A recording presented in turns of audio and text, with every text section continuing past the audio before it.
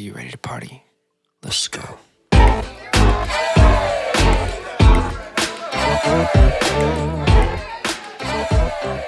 Lew Sevey, welcome to the podcast, my friend. Well, thank you, Tim. I know it's been a long time coming, brother. Been a long time, yeah. Yeah. How long have we known each other? Oh gosh, back when you were in youth group at the church, back in the 90s. Yeah, it's been a long time. I was going to say that's like 20 plus years. Yeah, it's well over 20 years. Yeah, 20 plus years. Yeah. And so everybody knows we have Seth. Seth, actually, what's your last name? Sorry. Hirschkorn. Seth Hirschkorn. He's filling in for Jordan Giamiella. Jordan is at home sick. He's not feeling well. So, and Seth also has his own podcast, which is... It's called Honesty is My Religion. There we go. Oh, wow. So if you guys want to check that out, check it out. But I'm going to have to check that out. yeah. He's a deep man. He's a very, very educated, deep human being. So I would say listen to it. Well, Lew, we need to start off with probably one of the best stories and memories that I have with you. And I know, I think Seth heard it. I almost called Sam Jordan. Sam, I don't think was here for it, but you took our youth group snowboarding and skiing to Mammoth Mountain. Correct. And I tried to, I think I was like in junior high snowboarding. I was like, oh, I'm going to go with them to the Double Black Diamond. Was it your first time? Yeah. Yeah, and I was trying to be all cool and tough, and we went up there. He's like, "Are you sure?" And sure enough, dude, that steep mountain, I stood up, fell, I was on my hands and knees, and they went down first, and I flew past them at about 90 miles an hour. Yeah, screaming and trying to grab the mountain, trying to stop himself. I was trying everything, and then, dude, I came to a halt at the bottom. I was like, okay. And then it came down. Dude, yeah, I think we sat there laughing for at least 10 minutes. I have never laughed so hard. I just looked at him going down, and I was like, and I mean, it was so long ago, but it's so vivid in my mind because I just I see him, and you just go boom, and then all of a sudden it's like, ah! Dude, it was literally like movie perfect. You couldn't have written a better scene. It happened so perfectly. It was funny. Yeah, it was awesome, man. I had to run down and tell my wife about it. Well, hey, you actually brought coffee for us because I did. You have your own coffee company, correct? I do. What is that company called? It is On the Road Coffee Roastery. Okay. OTR. So OTR, here is a picture of it here on camera. Is that in camera or focus, Sam? Bring it a little closer. A little closer? Is it getting worse? There it is. Yep, there right we go. there. Check it out. We are having, which roast are we having right now? We are drinking a Tanzanian Peaberry right now. Okay. And this is something you roast on your own? I roasted myself, yeah. Now, what I do is, I've been in the coffee industry for over 10 years. So when COVID hit, I kind of sat around for a little bit and did nothing. And my wife and my daughter are like, why don't you start up your own coffee company? I was like, yeah. And then I don't know. It was kind of an epiphany. All of a sudden it just hit me. I go, why don't I do my own coffee company? That's awesome. It is, yeah. But you went for it? Yeah. My wife was like, oh, now you want to do it. I told you about a year ago to do it. Right. So being in the industry, one of the companies I work for is actually the company that does the roasters, the roaster that I have. And I started roasting, and I'm buying small batches of different coffees from around the world. Most of my stuff is organic, fair trade. Okay. But one of the things that we're especially proud of, in fact, my wife actually owns OTR. Okay. It's a women-owned company. Beautiful. I am just the roaster and the green buyer. Okay. And my wife, Gina, she owns the company, and my daughter, Courtney, runs all our Instagram stuff and is really responsible for getting me promoted and has done an amazing job. I mean, starting from nothing, It sounds like it's a grassroots type startup that you did on your own. Hey, let's just do this, and you pretty much did it with your family and moved. I love that, man. So it started as a hobby? No, I did it with the intention of actually selling something. Okay. I'm 65. I was vice president of sales for a company in the coffee industry when COVID hit. And the owner's like, I just got back from a trade show in New Orleans. I was like, oh, man, it was fun. And then COVID hit. In fact, everybody at the trade show, it was like March 5th or something of 2019, I think. That's when it hit, or no, 2020. 2020. It was like March 15th. It was Yeah. the beginning of School, March. school shut down instantly. So I get back from this trade show in New Orleans, and that's all everybody was talking about. And my boss, I was vice president of sales for that company, and he's like, Lew, we're not going to make this. And because the company I was working for at the time was a company, we sold sugar dispensers for casinos and convenience stores and stuff. And then we were in the process of developing this whole new coffee program. And it's part of the reason why he brought me on. But all the casinos shut down. All the convenience stores throughout the U.S. stopped selling coffee. Couldn't do anything, and the business just came to a halt. And he's like, "I gotta cut you loose." So I was like, Dang. So, I was kind of like, oh, what do I do at 64 years old? Oh man, right? Yeah. I'd be a little stressed. And so I just kind of, I put, and at the time nobody was doing anything. So I just kind of figure, what am I going to do? And then my wife and my daughter are like, why don't you start doing this? And so I went back to one of my old company, the company I worked for before that, and I bought a roaster, and they also are one of the biggest green buyers in the United States. And they have an organic program. They have this facility out west where they just do organics and fair trades, and they're super big on all that. And so I started buying small batches, roasting it and bagging it. And we were doing, and my daughter was setting us up with all these pop-ups and just having a lot of fun with it. Mm-hmm. But one of the coffees that we do, we work with it, and it's called Cafe Feminino. In fact, I have a Cafe Feminino with me today. But Cafe Feminino is there's, I think, 3 co-ops right now. Mm-hmm. One in South America, one in Central America, and they just started up a new one in Africa.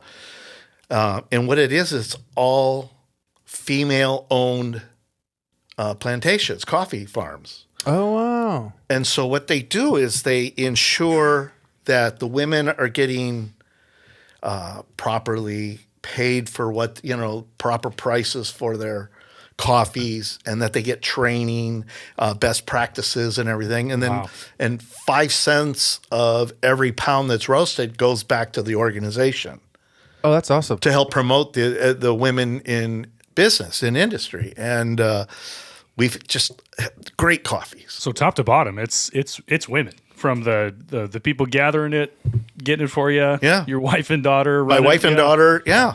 Yeah. And I'm just a grunt worker. Now, when you say organic and greens, so people know, what does that mean when it comes to coffee? Well, the thing is, a lot of people could claim, there's different organic organizations. The coffees that I'm buying are actually USDA certified. Okay. Organic. Okay. So what they have to do is, it's super expensive process. Mm-hmm. The soil samples got to come in. They actually have to pay for somebody from the United States, from the USDA, to come down, and they have to do inspections, and they have to pay to put them up, and all this stuff. And it's a very lengthy. So it's lengthy and expensive. Yeah. Of course it is. The government's involved. I mean, come on, right? Yeah. But the thing is that, today people want organic and fair traded coffees. And it's the same thing with the fair trade thing. Mm-hmm. Fair trade's not nearly as expensive. But what it is it just ensures that the people are getting, the thing is down in Central South America and in Africa, mm-hmm. People aren't, large corporations, they make money by buying cheap. Yeah. And so that's what it ensures that these growers are getting the proper payments for their beans. And I love supporting it. And, and there's other organizations as well. I mean, it seems so. You do this out of your home still, correct? I am roasting in my garage. I love it, man. That's cool. Love it. That's cool. Yeah. I love that you're not afraid to take a risk and try something like we talked about earlier. It seems like you're not afraid to fail, right? Seems like you'd go for something, and if it works, cool. If it doesn't, hey, I'll learn and rebuild. Yeah, and I've been through a few failures. Maybe a few. Maybe a few. It's all good. We've had a few, but yeah, I'm not afraid to take a risk per se. Yeah.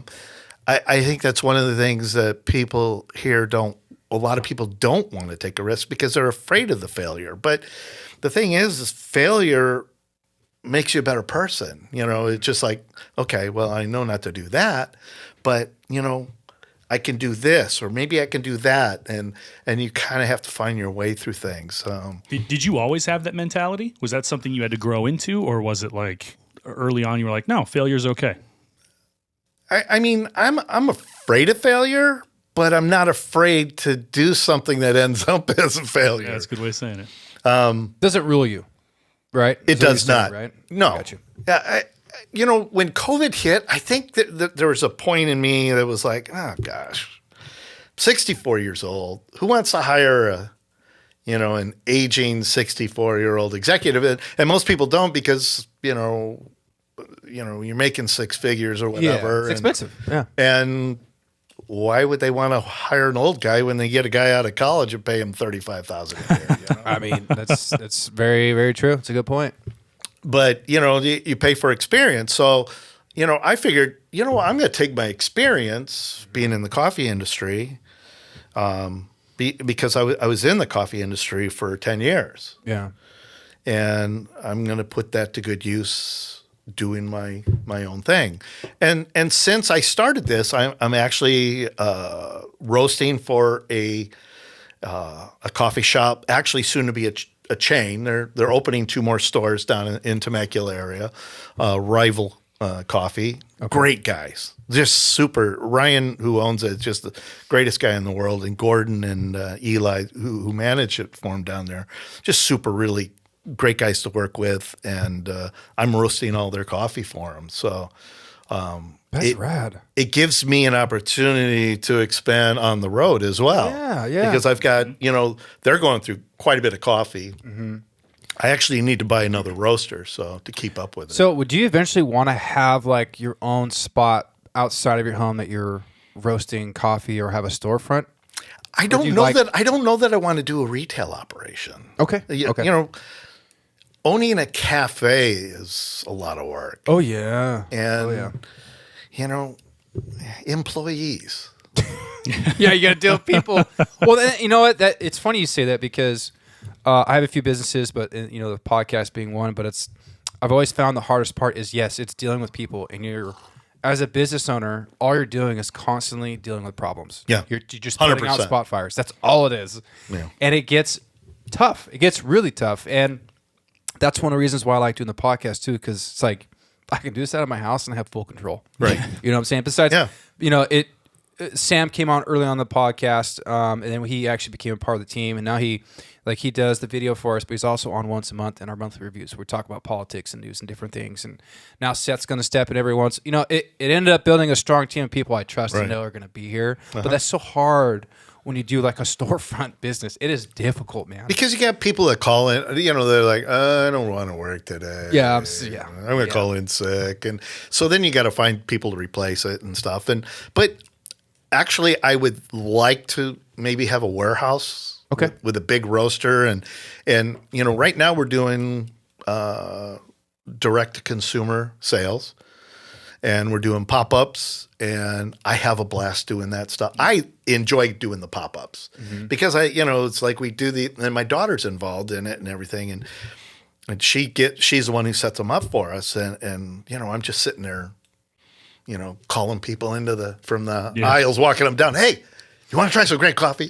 Right. And try and sell them on this coffee. But, and I'm ordering coffees from, I just had some coffee from Congo and Malawi. Really? How in the world do you get in contact with people over there? That's a great question. Because I just don't understand the process of doing that, right? Well, actually, I get it through my guys up in Seattle. Okay. And they're the huge and most of this stuff's all organic and everything, and it's just super high quality beans. Right. And it just all these different flavors, unique, because you're not going to go around to your average coffee shop and they're not going to have an array of different types of coffees because it's expensive to have all this different, because pretty much everybody in the coffee shop's doing shots of espresso, espresso based drinks. And, and the big coffee in that is Sumatra, so out of Indonesia. Okay. I actually bought a coffee out of Indonesia from Bali, which was really good. And so I'm buying this out of the way stuff. Yeah. Plus the Cafe Feminino, because we've got some Cafe Feminino from Africa. We got South America, Peru, and You're like a world traveler. I know, dude. He's hitting off all these names. I'm like, wait, what? Do you ever get the chance to go to these places? well, right before COVID, I was actually down in Colombia. Of course he was, Sam. Of course he was. He's just in Colombia. No big deal. Whatever. All right, just real quick. I'll be back. I'm out. That's gangster shit right there, dude. I wish I was like that. All right, man. I'm just right here in California. And I was in Medellin, which is where Pablo Escobar used to live. And this coffee. We know why you were in Colombia. Okay. It comes out. Okay, coffee. Yeah, now we know how you got that wash. Yeah, come on, boy. So they actually took us by his old compound and stuff. That's awesome, That's dude. rad. Yeah. Medellin is just an amazingly beautiful city. So if you take out like the story of Pablo Escobar from that city, it's still something beautiful to see and travel. It's just absolutely gorgeous. Awesome. I mean, it's so clean and the people are just wonderful. And Was it dangerous though, or no? I didn't notice anything. He's like, I'm here today on the podcast. That's awesome, man. Great restaurants, and good coffee. Yeah. So, and in fact, I actually still buy some coffee roasted from. There was a coffee shop at the airport in Medellin. It's probably one of the best cups of coffee I've ever had. Wow. That's cool. And it was a type of a bean called geisha, and they had a Colombian geisha down there. I used to buy Panama geisha, which sells for about $100 a pound Oh, at retail. $100 a pound? It did at one point, yeah, between 50 and 100. You guys, what business are we not in right now? Like, what are we, Yeah, what are we doing? yeah. Hey, Lou, you hiring? Yeah. Jeez. Wow, that's got to be some good coffee, dude. Oh, it is amazing. It really is. For you with an experienced palate, what, because not everyone has an experienced palate. We all drink different kinds of coffee. Sometimes we just need the caffeine routine of sipping something in the morning. For you, what makes a good cup of coffee? You know what? I actually like an acidic cup of coffee. Now, my roast profile that I prefer to roast at is light. Because what happens when you start getting into dark roasted coffees and stuff, you're actually cooking out the essential, what we refer to as the terroir. It's like grapes and wine. The terroir of the coffee is you ruin it by over roasting.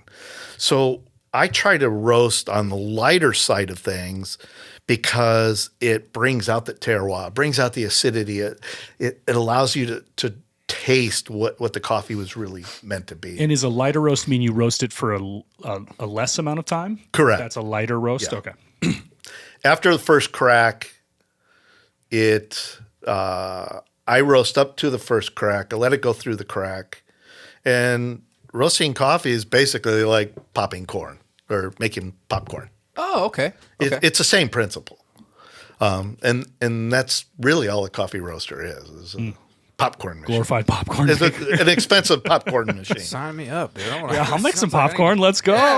Get in this business, man. My God. But $100 a pound popcorn roaster. Let's do this. Yeah. And you go to the first crack and you kind of allow it to develop a little bit after that. And then I pull it off the gas and let it cool down. But most people let it go and go and go. And you can go into the really dark roast where it actually goes into a second crack. And then shortly after that, it goes in fire. I'll tell you turns what, into man. fire. I don't know much about coffee. I'll go to 7-Eleven and get something real quick. I'm like, hey, whatever, it's good. But this has got to be some of the smoothest coffee I have ever drank. You guys are talking about acidity. I honestly don't know much. Like, all I could say is this coffee, if you want to try something that's smooth and good, get this coffee. On the Road Coffee Roaster. Check that out. You see it, Tim? And are you going to be this is the Tanzania Peaberry. Yes. So good, man. So good. Go ahead. Can I ask you a question? So you were talking about, wife and daughter helping with this, doing free trade organic, helping people elsewhere.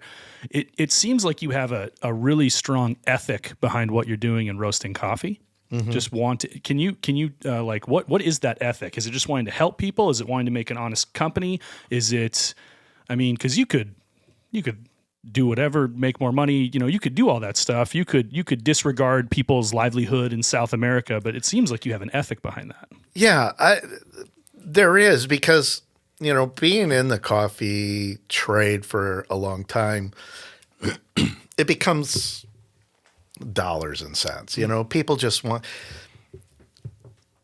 and I wanted to do something a little different. I want to make coffees that are out there that nobody really tries. And I want people to try it, like, stuff from like the Congo, Malawi, and different parts of Africa, which, coffee is from Ethiopia. I have a coffee at home. It's Ethiopia Yirgacheffe, which is just an amazing coffee. And the history behind coffee is that there was a goat farmer in Ethiopia. His name was Kaldi. And this is hearsay. This is kind of us in the coffee industry. This is the story we go by. But he noticed one day that his goats were dancing around and jumping all over the place. And he's like, what the heck's going on with these guys? And he noticed that they were eating the cherries from this tree, the coffee plant tree. And he's like, something about this. So he took them and he actually boiled the seeds and drank the tea from it and realized, Hey, what? And he got a boost in it. Freaking goats, dude. This is how drugs are found. And that, kids, is how I met your mother. And so he ended up trading coffee with a trader from Yemen. Yemen's actually the center hub for coffee. Okay. Really? And out of Yemen, in fact, the famous coffee from Yemen is mocha. Oh, okay. MOKA. Mocha's from Yemen. Oh, now Yeah. It's a region, mountainous region in Yemen, and they were growing coffee there, and they were trying to hoard it, and so, but because Yemen at the time, it's there in the Saudi Peninsula, traded with everybody around the world, the Dutch, the Portuguese, the Europeans, and coffee spread from there. And so the French started it. The Dutch planted all the stuff in Indonesia. Indonesia was a Dutch colony at one point. Mm-hmm. And then, of course, Portuguese down in Brazil. And Brazil's the largest grower of Arabica bean in the world. Wow. And so you get the Dutch, and then the French in Martinique planted it there. And kind of Martinique is where it all spread through the Caribbean and so forth. And actually, Haiti used to grow a bunch of coffee back in the day. Did? Haiti used to grow some really good coffee back in the day. When you say back in the day, how far back? Hundreds of years ago. Oh, okay. We're not talking like 1990s. Yeah, no. Coffee was the drink of London for many years. Before tea? Before tea. And the whole reason that tea became the drink of the UK was because of England and India. The colonialism? When the colonialism, and then they needed to support the tea trade, and they brought that back in, and kind of coffee. You're hit that bell. I'm gonna learn something new today. Ring that bell right there. I am learning so much today. You're a full-on coffee historian on top of roaster. No, it's my wife and my daughter and my son all kind of laugh because I go down these rabbit holes and stuff. I love it though, man. I love it. Of research, and when I do something, I do it. Yeah, but I mean, that's how you learn. And I think it gives you a better depth of what you're doing and why you're doing it. Because if you talking about this now and talking about the roast and the history of all this stuff, I'm like, I'm going to buy from this guy. He knows exactly what he's doing. Instead of, it's my new roast. Like, you should check it out. I'm not, there's no buy-in for me. You know what I'm saying? And I think there's a lot of people, that's what they do.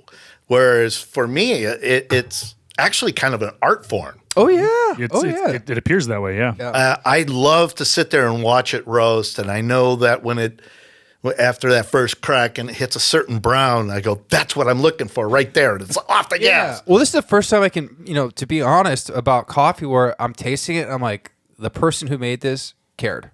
They care about what they're doing, about what they're manufacturing, what they're putting into it, instead of, and this is not to hate on the, the big chains like, Starbucks or Pete's or whatever, but I'll be real, like I'm late, I'll run by Pete's or Starbucks or just stop at 7-Eleven and grab coffee like quick, right, and get out of here. But then when you have someone who actually like cares and puts time in, they know the history, and you're tasting this and you're telling me all this stuff, I'm like, dude, this is smooth, this is so good.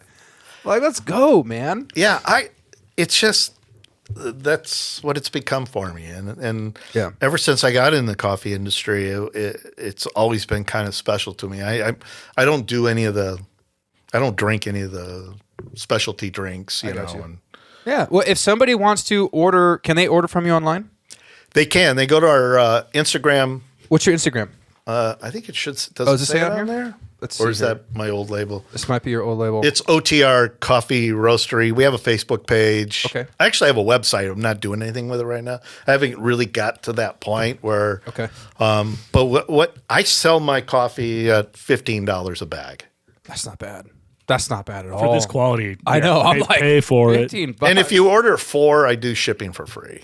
Well, it looks like we're going to Yes, we're ordering some coffee. Yeah, we're going to put it on there. But the coffees change every month, too. So it's not like I'm buying these big, huge lots of stuff.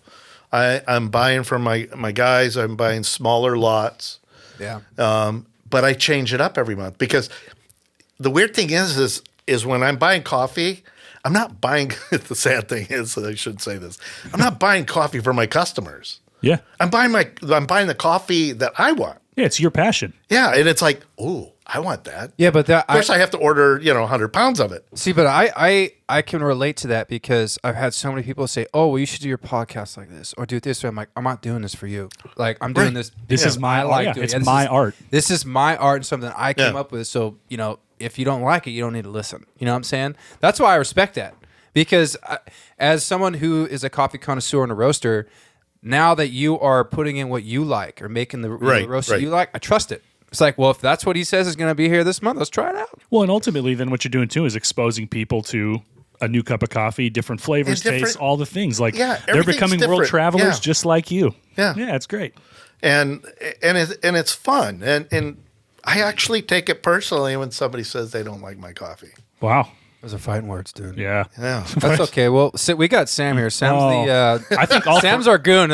All three of us, we're coming for. We're gonna bust some kneecaps if people don't like this coffee. Yeah, I had somebody say, it was okay. What do you mean it was just okay? Oh, I get you. Yeah. You're no longer my friend. And I've known you for 40 years. Yeah, you're done. You're dead to me.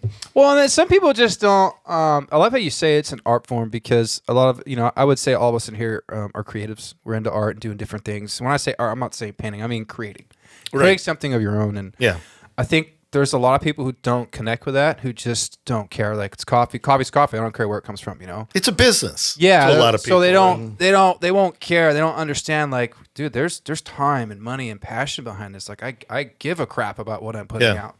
So I get that. I get some people like, oh yeah, like that was kind of cool, or they go to the brewery or a barber shop or whatever, listen to this, like, oh yeah, well that was kind of like, whoa, what? No. Yo, my heart and soul's in here. Like, what are you that's talking about? It was okay.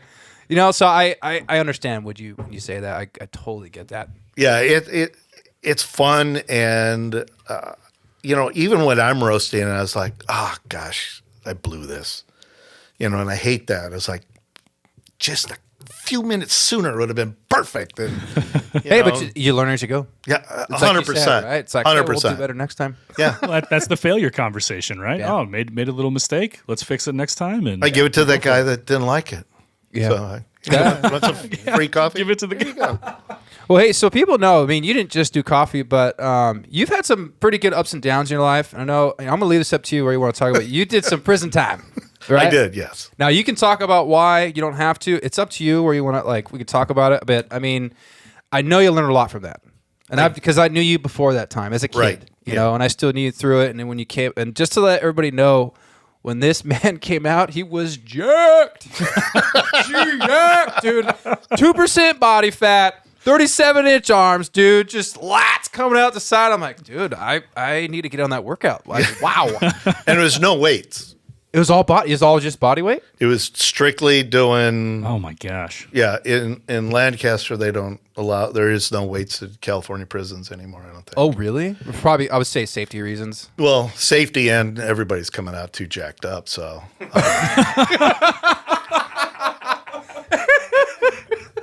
You know, Yeah, I did. Well, how long were you in prison for? 2 years. Okay, but that had to feel like a long time, right? I would imagine that's got to be an interesting feeling, right? When they say, hey, you're going to be in prison for 2 years, that had to be kind of a gut check. It was a serious gut check because I never expected it to happen. My attorney said, don't worry, you're not going. They always say that. Oh wow. And I had a very expensive attorney too, and I trusted him, but it ultimately, of course, was not up to him. It was up to really my business partner at the time, and part of the reason what had happened, I was in the cigarette business at the time, Yeah.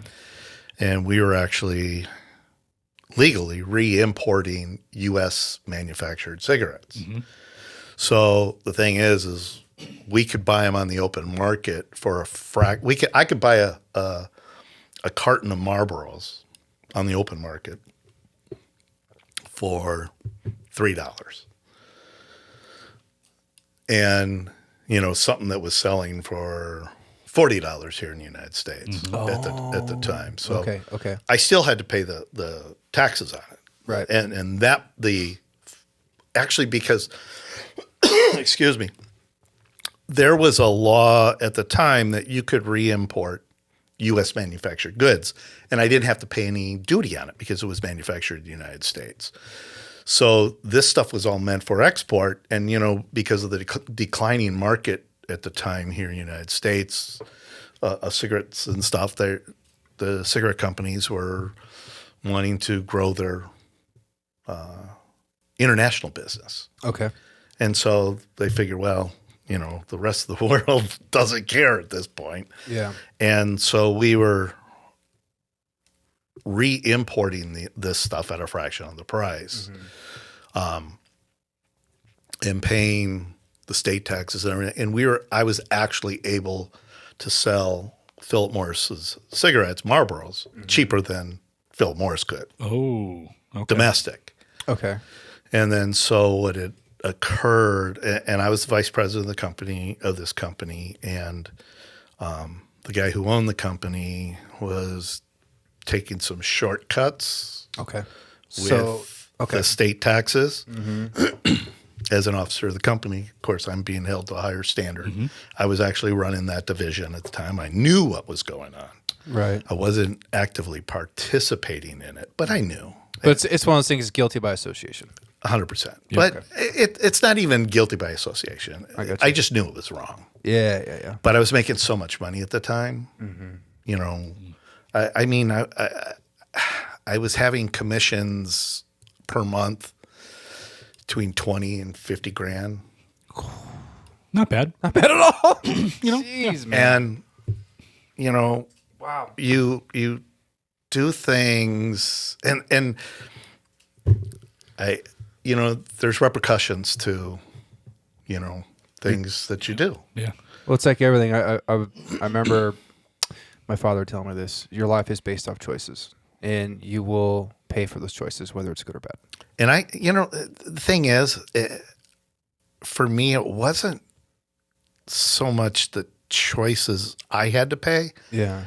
But it was my family. That I'm sure that had to hurt, man. I'm sure that was difficult. And at the time, it's hard to look at it and see it that way because, I was living the life, It was like I had a Shelby, a 67 Shelby in my driveway. Dude, that thing was G'd out. Yeah. Awesome car, dude. I remember pulling up through church that thing. Wow. Like, I want to be that man one day. Yeah, you don't. Oh, God. You've done well, bro. And I, and the thing is, it's what it does to the family. And it breaks my heart when I think back on it. And, it was really hard. I feel really bad for my wife and my kids because all of a sudden it was just like boom. Mm-hmm. The hard part of all of that is it was 2001. I think it was my first arrest. Wow. Was it at home or at work? I was at home. We actually had an operation. I was commuting between Louisville, Kentucky, where we had a warehouse. We had a warehouse in St. Thomas in the Virgin Islands. Got you. We had an apartment there. And then we had another thing going on in Belize in Central America. So I was making the rounds, I was home a week, gone for 3 weeks. I spent a week in St. Thomas, a week in Belize or whatever, and doing all that. The court case actually started in probably 2002. Okay. And didn't finish till 2008. That's a long time to wait. What? That's a long time. Were you held in jail that whole time? No. Oh, I say you were okay. I got really and the thing is that when we were arrested, we a lot of people at the church, Oh, I'm sure. He was on the news. Yeah, dude. Oh, yeah. I'll say this about I don't want to say church is bad. I haven't gone in a long time, but god dang, there's some gossipers, bro. They love dirt, dude. And the minute, Oh, they love dirt. They love to eat their own. Oh, yes. Yes, they do. Oh, yes, Lou's life is juicy right now. Let's talk about it. I point the finger. It's bro, I know the skeleton. That's why he's got all those cars and everything. Yeah, get out of here, dude. There was, my neighbors and everything, and that's hard, man. That's is hard, and that hurts too, especially because I experienced that in the church world. I still a believer, but I just don't attend church. I've been burned over a few times by certain situations, especially when I went through a divorce, and I saw that. And I see where it's I thought this was supposed to be a place that is accepting of people who are having difficult times or mess up. And it's no, it was turned around. It's woe is you, pointing fingers. And not that all believers are this way, but they were some of the most backstabbing, gossiping people I ever met. And the people that accepted me and helped me and got me through those difficult times weren't even believers. It threw me for a loop. I'm wait, but who was it that Jesus hung around with? Exactly. Those the people. Sinners. Yes. Yeah. So when you say that, you don't have to go into detail, but I know exactly what you're talking about. Experience it, bro. I'm just peace out, guys. I'm not going to be doing this anymore. But yeah, the day I was arrested, Chad was home, and I got a phone call saying they're coming to get you. That has got to be a terrible feeling. Seriously. And so at my house, they showed up, and it was LA County Sheriff, State Board of Equalization, Alcohol Beverage Control Board. How many people? U.S. Customs. Oh, jeez, dude. There was 5 or 6 different agencies all there.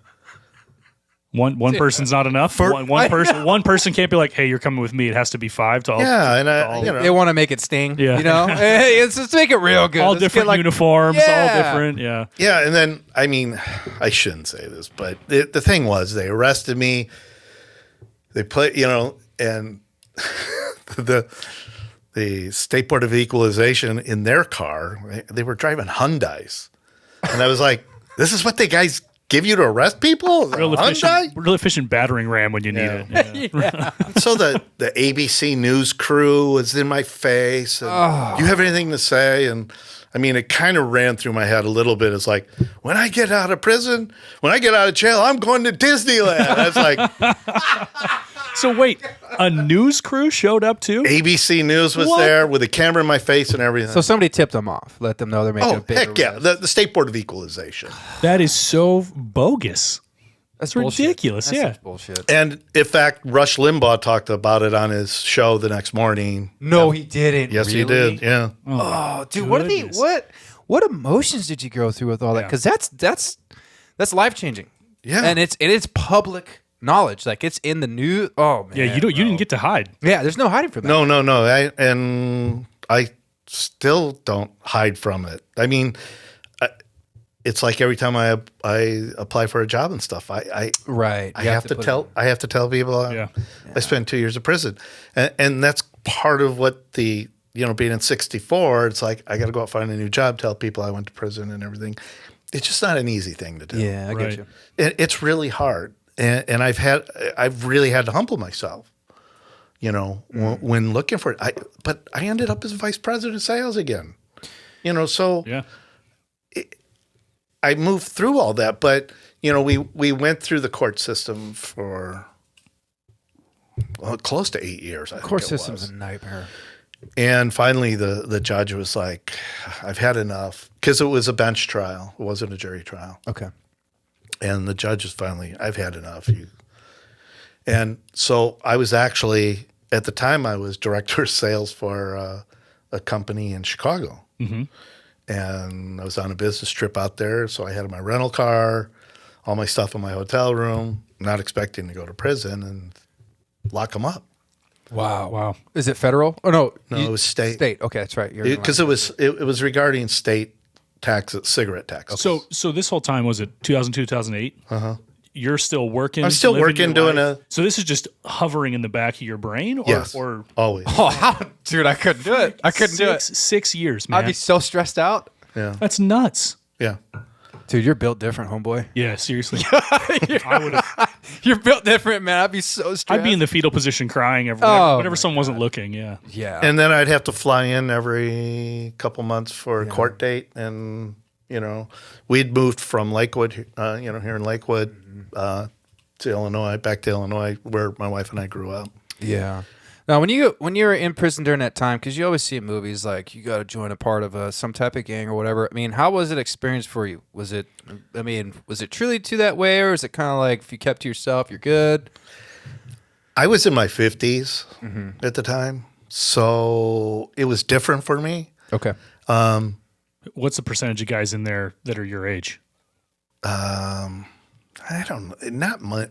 Okay. Probably, I don't know, 6%, 10%. Oh, wow. Okay. So it is different for you going in at that time. Oh, yeah. Okay. And plus being educated, Yeah. being a college graduate. I'm probably asking you questions. Well, I ended up when I was in, typically when you go into the prison system, and I'll tell a quick story about when I was remanded into custody, I was wearing a suit and everything because I was in town for business. And so I got remanded into custody, and I was like, oh, crap. So I'm in the holding area at the courthouse, where they put everybody down there. And so they bring me down there, and I'm just standing there. They took the cuffs on me. I'm just standing. One of the LA County sheriffs comes up to me and goes, if you're here to see a client, you need to go over there.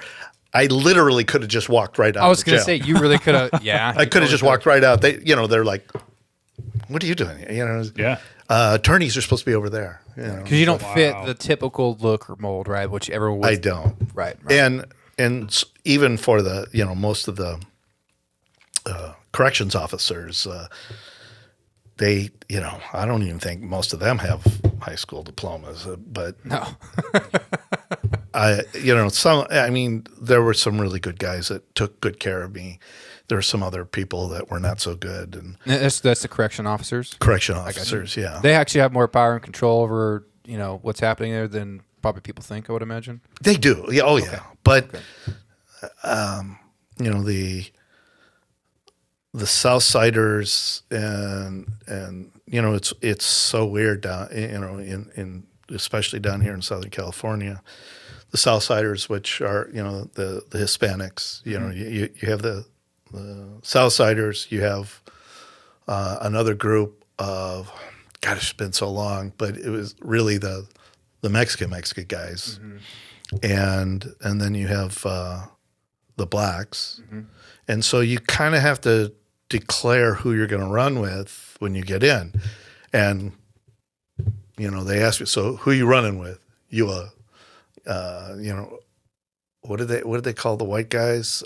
Woods. Okay. Pecker Woods is short for Woods. Are you a Wood? I go, no, I'm a human. I never heard that term before. Right. I had had a parking ticket in 10 years. Right. Wow. And all of a sudden I find myself in this political environment, very political, and in prison, the Crips and the Bloods all come together. The blacks all come together as one. And then, you're Hispanic. So the weird thing is that if you're Jewish and in prison, in California prison, they will not let you run with the whites, with the Woods. They end up running with the blacks. Oh wow. What's the reasoning? White supremacy. Oh yeah. Yes. Sam. Yep. Yeah. That was my first. That had to be such a shock going in there. I've never seen tattoos where it says white power on your back. Wow. Those first, so like what's the learning curve like in that reality for the It's first very couple? quick. Oh, it's quick. Okay. It's very quick. Because it has to be, right? Better be. Or you get beat up, yeah. Oh wow. There was a lot of that. And I remember we were on lockdown half the time I was in reception. Typically in most states, when you go into reception, it's reception. You go in there so they can classify you to determine where you're going to go, what level you are and everything. This is my first offense, everything, and I knew I'd be probably on a level 1 yard, which I ended up. But until in California, I think I was in there for 4.5 months at reception. So in reception, that's level 4. So I'm walking the yard, once in a while we actually get free to get out. And you be walking the yard, and it's like, so I'm just kind of walking, and this young guy, I go, so what are you in here for? And he goes, I was high one night. I got pissed off with my friend. I took a baseball bat to his head. He killed him. I go, oh, okay. No big deal. I'm going to go jog down here. Our stories are a little different. Damn, dude. Damn. Was there freedom to were there any guys that just stuck to themselves? Or you really can't. Okay. There are some guys that tried it, but you kind of have to. I actually ended up, because I do speak some Spanish. And I ended up talking to this guy who was a Southsider, and he was. I guess they considered him a shot caller, and he very well read. In fact, he was a longshoreman. Oh shit! Yeah, really nice, super nice guy, but he killed somebody. Wow! Shot him, and he was running the Southsiders, and so I spoke Spanish. We talk and we speak Spanish, trade books back and forth, and he came to me and he said, Lew, I've been doing this thing for a while now, and he goes, you don't belong here. He goes, you have any trouble with anybody, you just let me know. Wow. He goes, I don't even care if it's your own people. Wow, excellent. You tell me, and I'll get it taken care of. Wow. And so he ended up at a certain point in reception, he ended up, the goon squad is, their tactical unit came in into his cell and tied him up and took him out. And so I'd heard that they were, because he was, I don't know, that somebody, it could be just half the stuff that happens is like rumor. Yeah. But they said he was shot up to Pelican Bay, and that's where they send the really bad people. Wow. And I don't know, it was about a week later, Southsider comes up to me and goes, "Hey, Lew, I just want you to know that we heard from so-and-so, and same thing, I'm kind of taking over, and you have any trouble with anybody, you just let me know." Oh, and I'm talking, it's some pretty serious stuff. Yeah. Yeah. But I'm sure it brought a little bit of ease to your mind, huh? Yeah, a little bit. But it's still got to be still had to be in there, man. Golly. So you did 2 years, right? 2 years. And then when you were out, that whole parole thing, you had to stay in California? They wanted me to stay on. Yeah, I got released, and the one thing I have to give credit to is friends and family while I was in. We had some great friends here in Southern California that would pay for my wife to fly in. Wow. Almost like every month. Damn, dude, that gets me emotional. That's cool. There's still people are doing that. Yeah. And in fact, that was the whole reason my daughter moved back to California, is because she wanted to come see me in prison. Wow, man. Wow. She would come every Saturday, and I'd look out the window and I'd look for her car. And it was like, that was my only normalcy, is to have my daughter come see me. Yeah. And she just turned 21, and every time I tell the story, I've been telling the story for 10 years, I still get choked up. But she would come to see me every single, and she moved back to California just to come see me. It's beautiful. Every single Saturday. And in the minimum yard, I could see the road where the cars would line up to come in. And I'd sit there all morning waiting to see her exploder. And Exploder.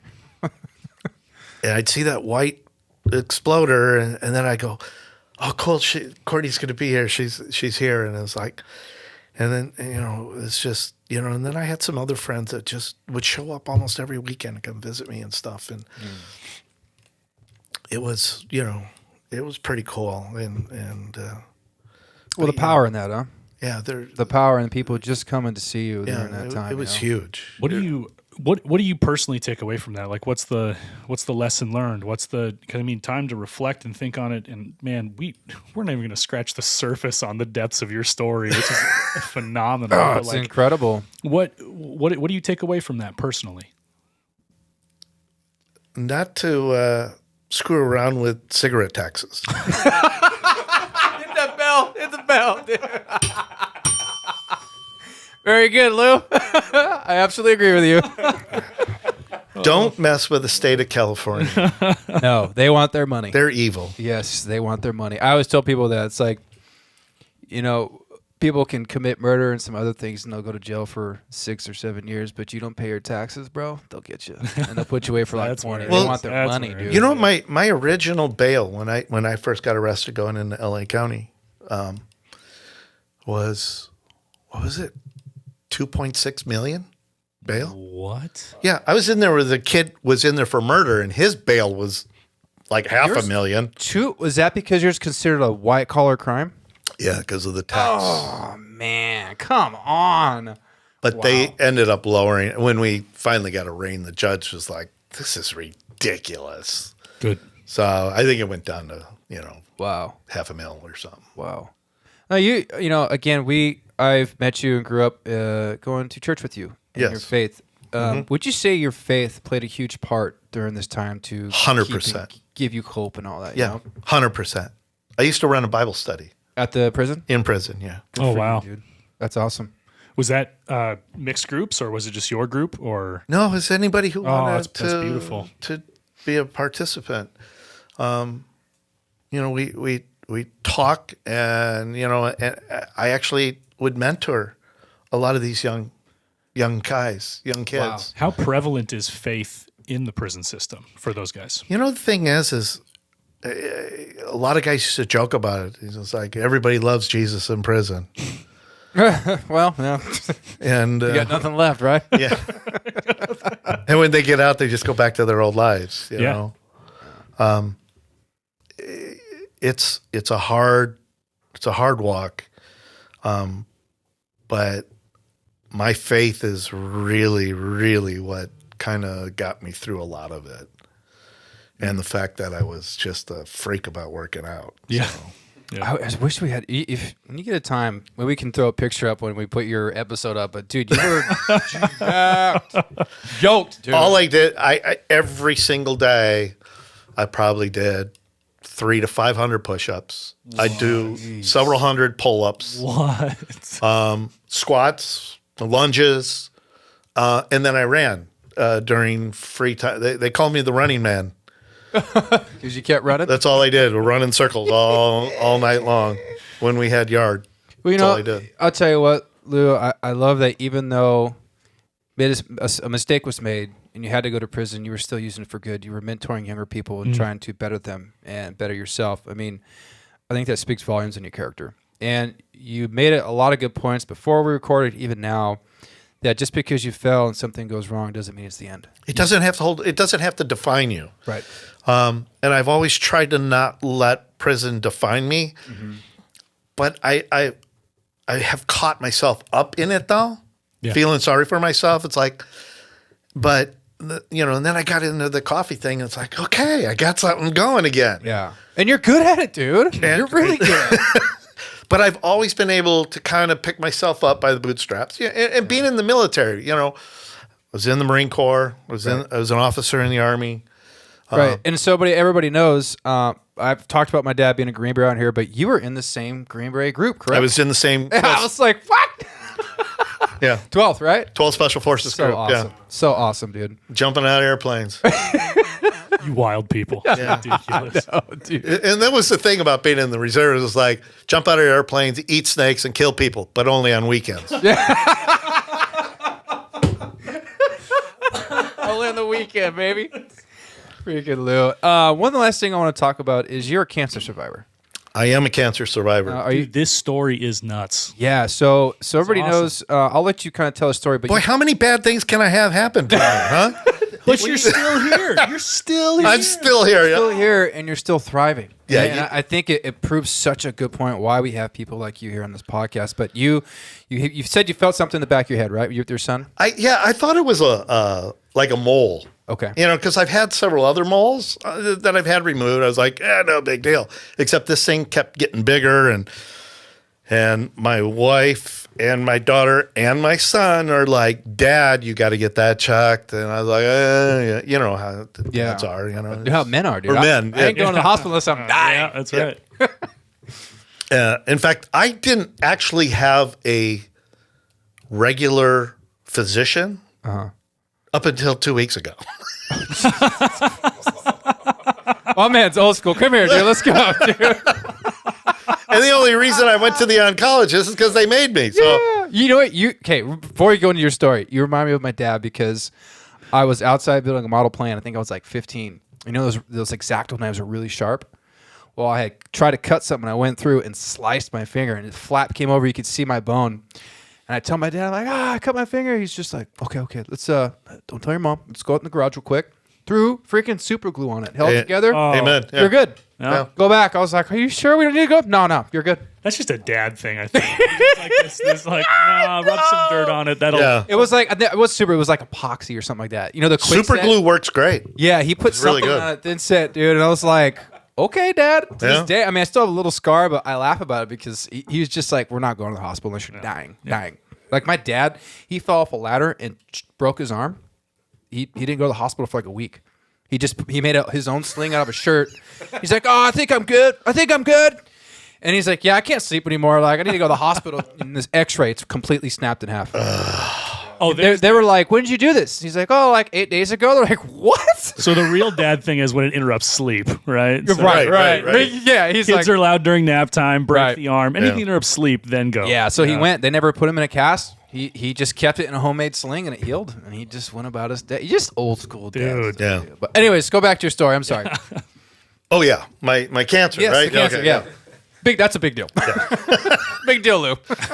So everybody, I went to a dermatologist, and I was up visiting my son in Oregon, had New Year's Eve, and then I ended up, and I've had vertigo problems in the past, but this vertigo would not go away, and then I realized I had a tumor in my neck or something growing in my neck, and I was like, oh gosh, it can't be related to the mole on my head and stuff, and so I came home from that, and I ended up going to a dermatologist to have her take a look. She's like,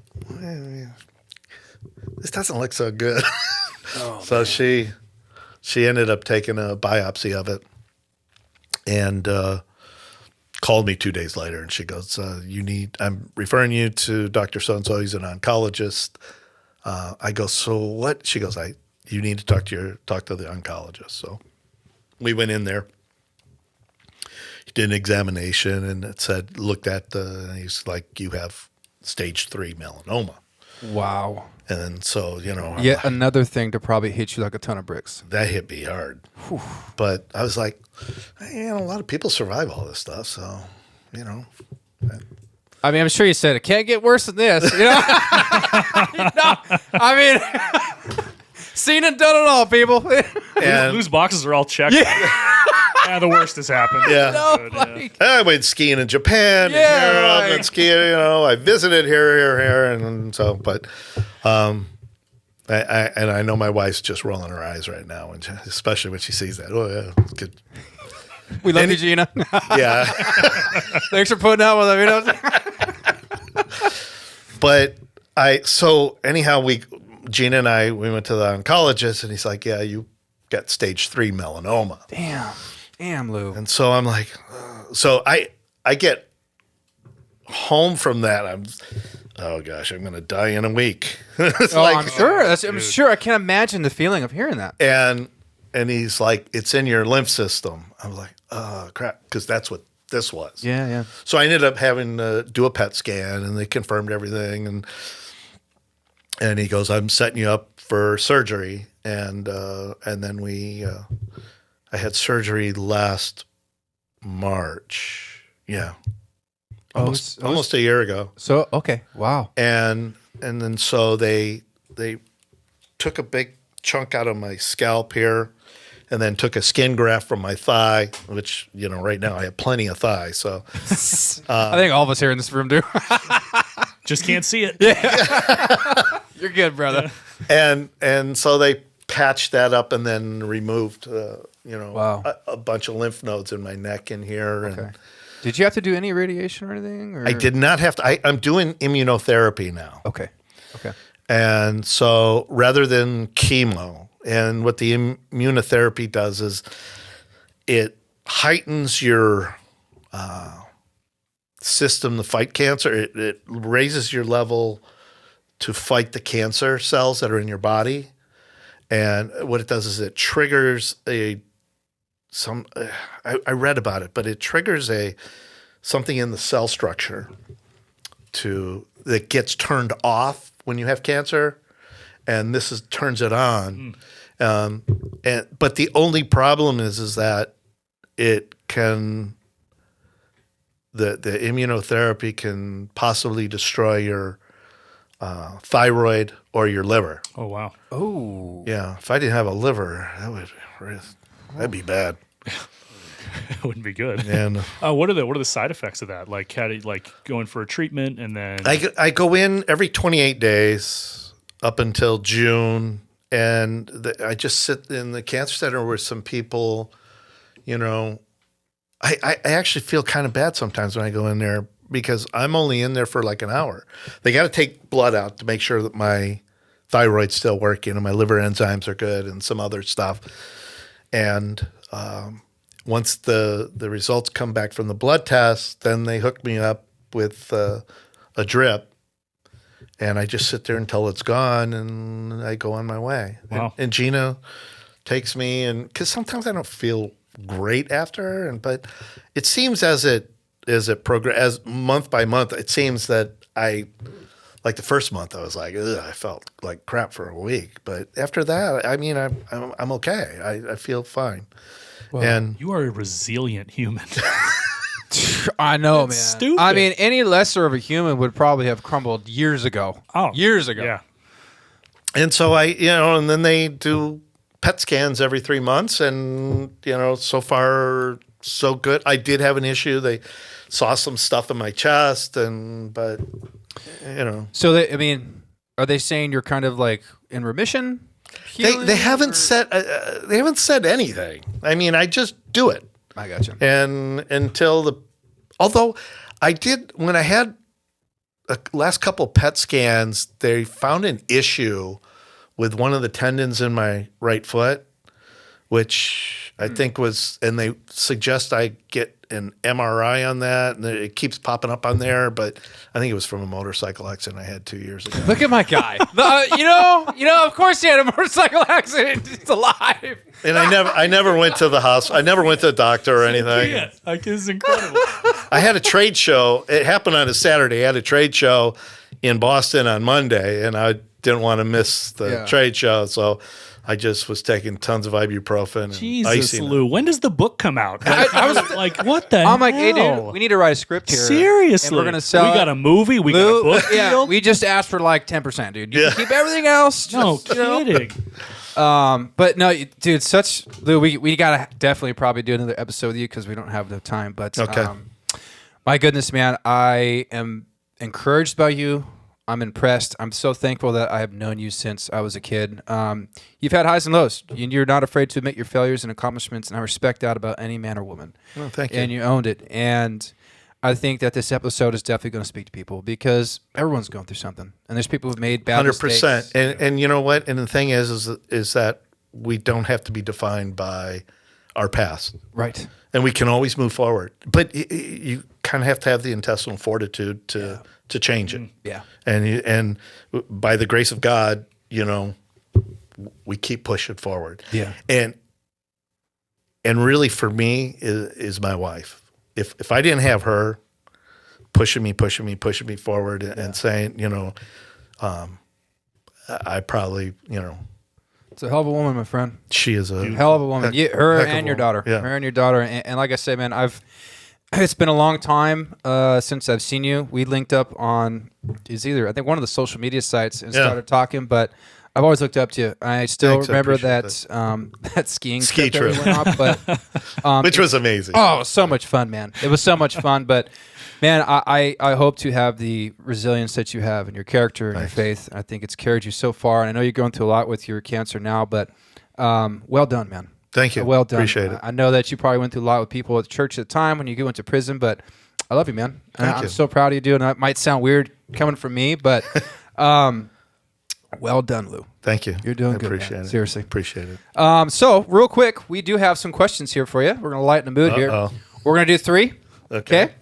You answer first, then we go to the room, Sam, all that. And we'll see what everybody has to say. Okay. So this is from Poddex. All right. Actually, I'm going to skip this one.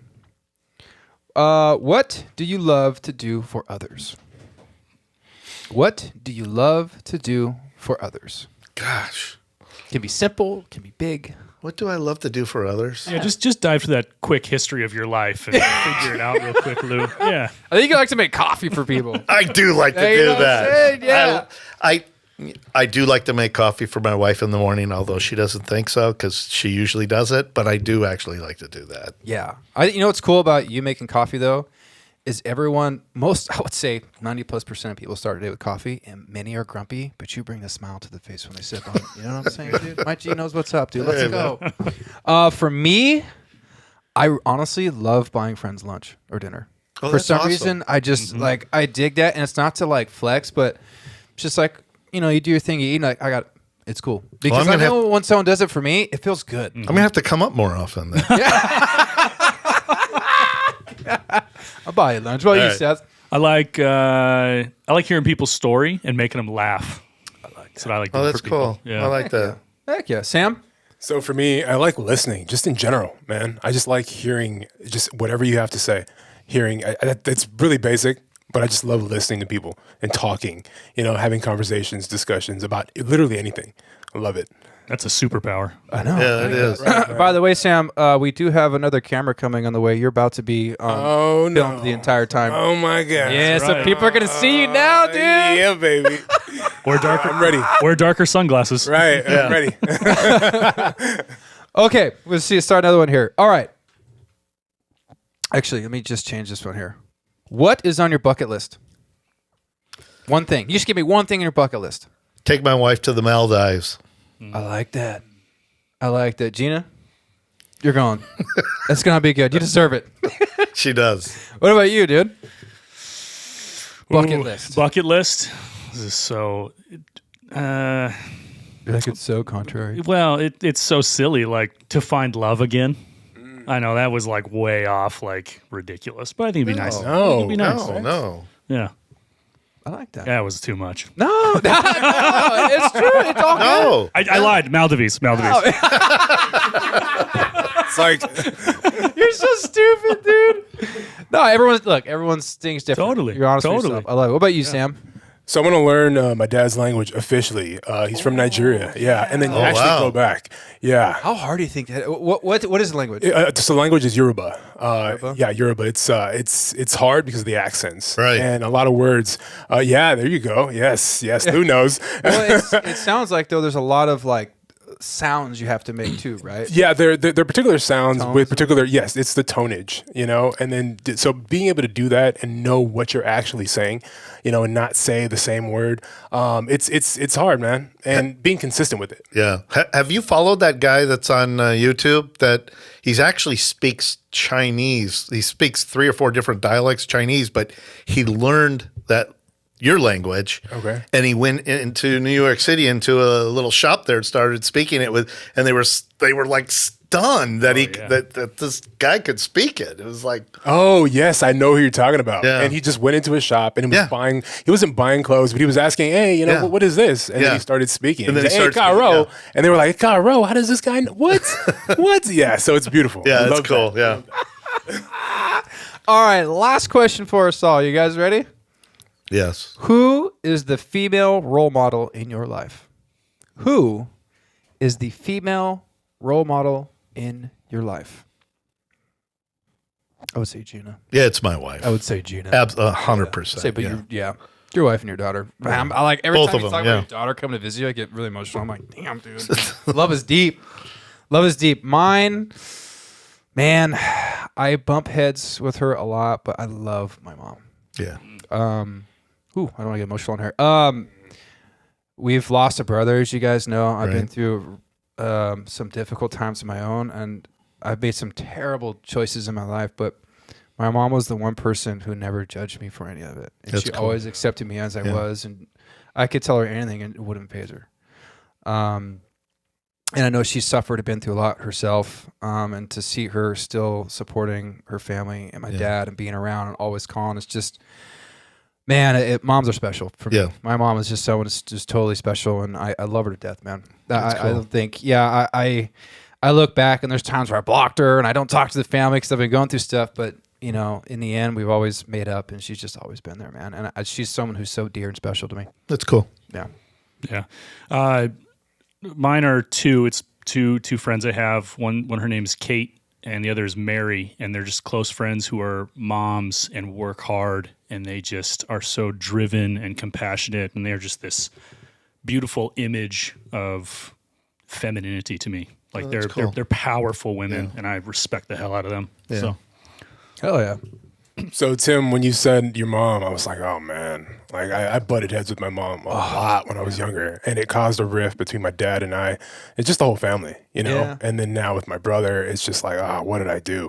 And then seeing my mom, I'm like, wow, I get everything from you. Like I look like my mom, my smile, my comedy, humor. My mom is all of that, heck and then man, it's beautiful. So seeing is. that, I'm like, what did I do? I was such an asshole, God. And then now I feel so bad, man. But I see her almost every weekend. I love her. We talk all day. Every day I'm there. It's just amazing. I love it. It's a That's blessing. cool. Yeah, everybody, talk to your moms while they're still here. Special. Hell Absolutely. Yeah. Yes. But Lew, thank you so much for coming on. Thanks for having me. Man, well Appreciate done. it. So everybody can see one last time. Here is his company. Check On the it road. out. There it is. There it is. Oh, we're definitely going to order some. Good. I love Cool. it, man. Yeah. Lew, thank you for being so open and honest and talking about your life. We really appreciate it. It's not easy. No, it's not. It's difficult, but this is why I started this podcast. Is everybody has a story, Yeah. and I think that the more open we are and true to ourselves and people, it's going to encourage others who are struggling, who have been there, Right. who think life is over. It's like you can fail, but life will still go on. You can still be successful. It doesn't mean it's the end, and That's you're a right. prime example of that. And even just your faith, it's very encouraging.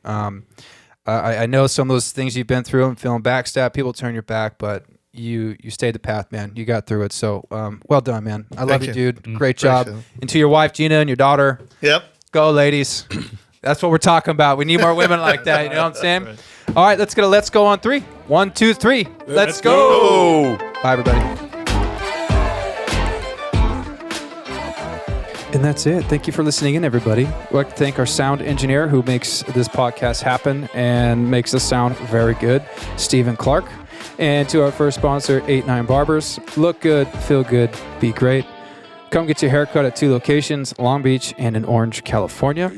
Your appointment can be booked at 89barbers.com. That is EIGHTNINEBAB. BARBRERS. 89barbers.com. Again, look good, feel good, be great. Check it out. It's my barber. He is the man. Thanks, everybody. Bye.